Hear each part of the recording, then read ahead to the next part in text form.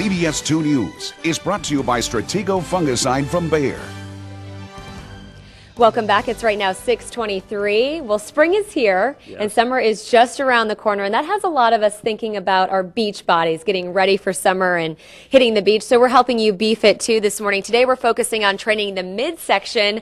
Mike Gillette returns once again. Strongman, fitness guru. I can't talk this morning. Guru. Thank you. But we also like I'm sleep deprived. Excuse me. All right. Well, anyways, we're talking about how to train those abs, and we're debunking some myths this morning about ways to train properly and some ways to do things wrong. So let's get right to it. We're going to talk about 3 myths, and the first being, if we could pull this up, myth number 1, stomach muscles are different than other muscles and should be trained every single day. What do you say to that?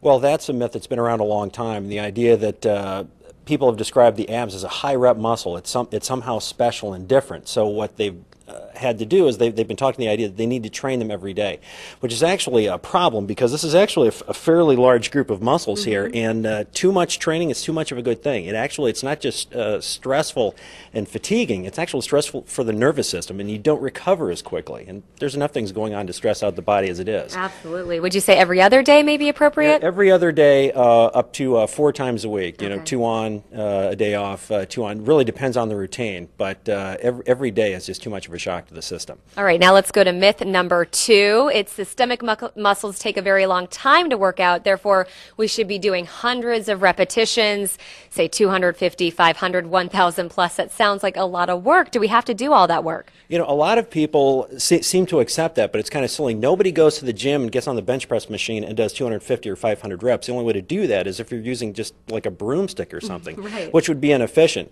The problem is people just haven't really learned how to contract hard or to use resistance in training the ab muscles. If you learn how to contract hard, you only take a few exercises to achieve a very high efficiency result. If you just put your hands on your stomach and tighten up and feel that. Now, if you maintain that level of tension throughout a repetition, how many do you think you'd be able to do? Maybe 10, 15, probably at the tops. But nobody really trains like that. It's all about trying to generate as much tension in the muscle as possible. Muscle's like a bag of rubber bands.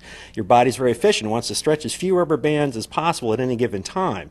So you really have to force it by consciously making the contraction more intense or adding some type of resistance to it. All right, very interesting. Good tip there. Now, myth number 3, the last one, ab exercises melt away that abdominal fat, kind of the idea of, spot training. Is that possible? It would be great if it was, because women who are a little soft under the arm, it's not because the tricep muscle just suddenly went flaccid on them. It's a fat issue. A beer belly is a body fat issue. You can have a strong abdominal wall underneath that, but until you get your diet under control, no one's ever going to see it and be able to appreciate it. Very interesting. Okay, so you say if you do all these things right and become strong in the midsection, it will not only help you look and feel better, but also just be safer when doing things. And you have something that you're going to show us to really validate the idea of strong muscles. I'm excited to see this. So let's welcome in your helper today. We've got Jake with us, and you're both with the mixed martial arts here in town. So show us what you're going to do. Well, I believe in putting my money where my mouth is, and Jake Swanson is going to help me demonstrate just how strong and tight you can get your stomach muscles if you train appropriately. All right, this is amazing. And if anyone remembers you from last time, you rolled a frying pan, so I'm excited to see what happens now. All right. Drum roll, Justin. Jake's going to give me a little count off. All right. 1, 2. Ouch! Ouch! You make that look so easy. I can't imagine. Jake, how much do you weigh? Can I ask you that? 200. 200 pounds just jumped right off this ladder onto you. Amazing. Mike Gillette, strong man. Always awesome to have you. Thanks so much for joining us. Thanks for having us, Christine. Be fit too. All right. Thanks so much, Jake. And now let's go to Justin Roberts, who has a look at that Friday first warning forecast. All right.